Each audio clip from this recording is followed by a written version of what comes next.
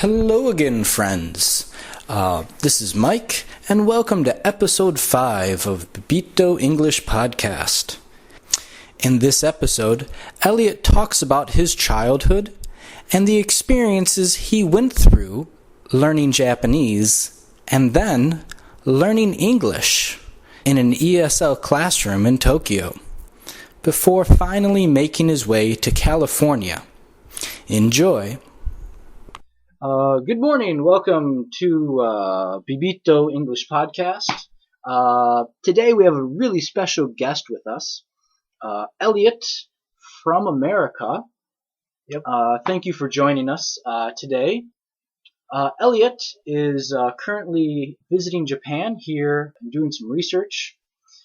So, Eliot, tell us a little bit about yourself, where you're from, Okay. maybe your childhood. Okay. Yeah.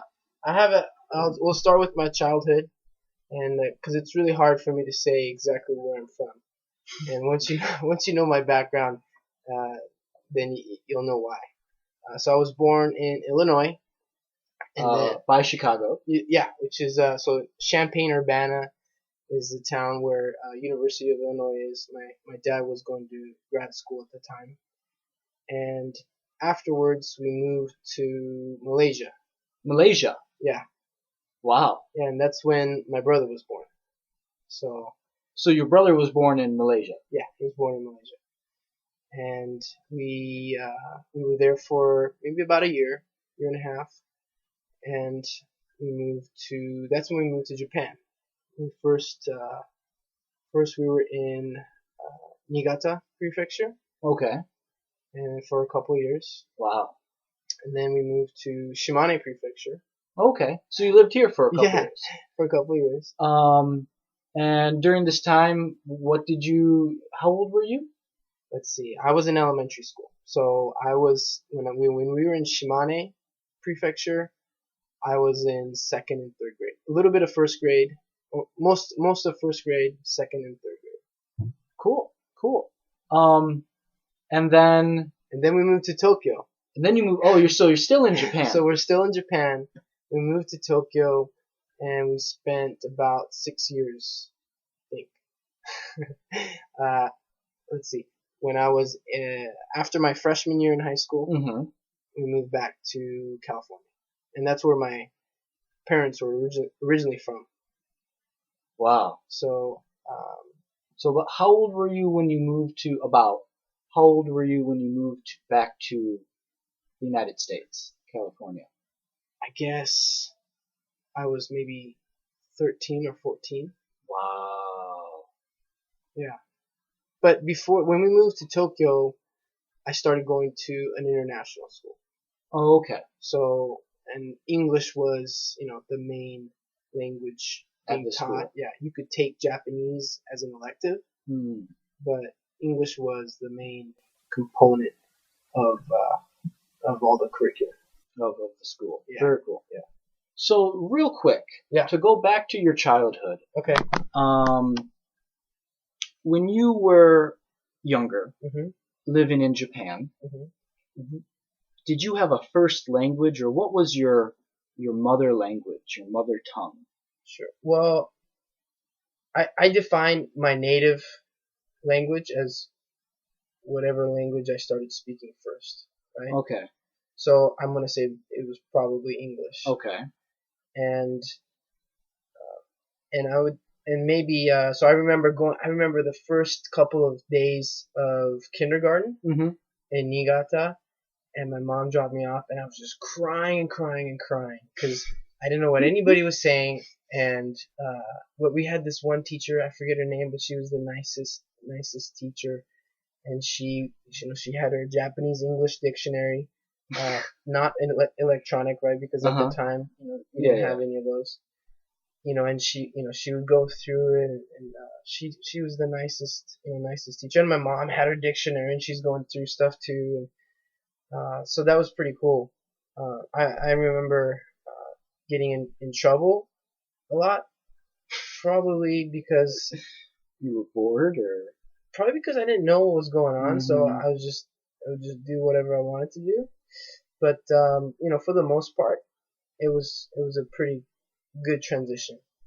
And my mom remembers, she tells me this story. She says, when we pulled up to a gas station, and the windshield wipers had blown off the car because it was windy.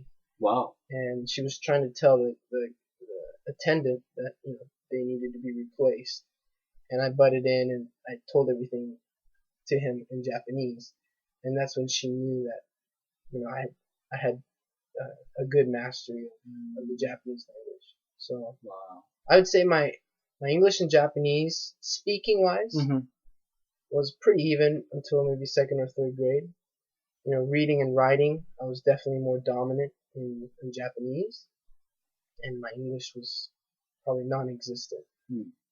Right around third or fourth grade, my Japanese was probably getting better than my English. In fourth grade, when we moved to Tokyo, I was still going to Japanese school, but my mom homeschooled me after school in English. So we went through a homeschool curriculum, first, second, and third grade. So you took ESL classes? Pretty much, yeah. And when I started at an international school in Tokyo, I was in ESL for the first year or so to get my reading and writing to catch that up to speed. Oh, just to be the same as everyone else? Yeah. Oh, okay. Or, kind of at an acceptable level. I think it's always been, my reading and writing has always been a little bit slower than others. Not slower, but, deficient, I guess. Now I feel way, way comfortable reading and writing in But English, it took some time. It took a long time. It took a good, probably until I was in college, so to be able to feel comfortable, writing, and I was always a slower reader, slower writer. It took me a long time to get my thoughts out. I don't know if that was a result of being in a bilingual, bicultural atmosphere, or if it was just me. It's kind of hard to tell. But a question I asked somebody else. I had a previous guest. They were born in Brazil and lived in Japan when they were younger.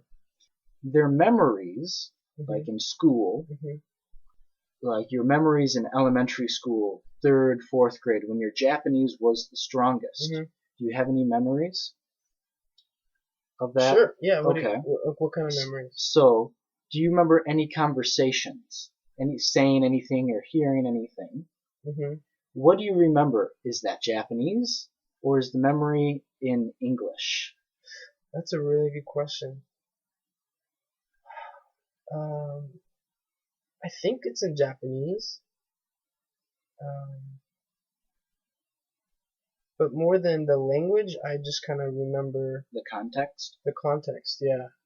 For some reason, my childhood memories almost like disappearing.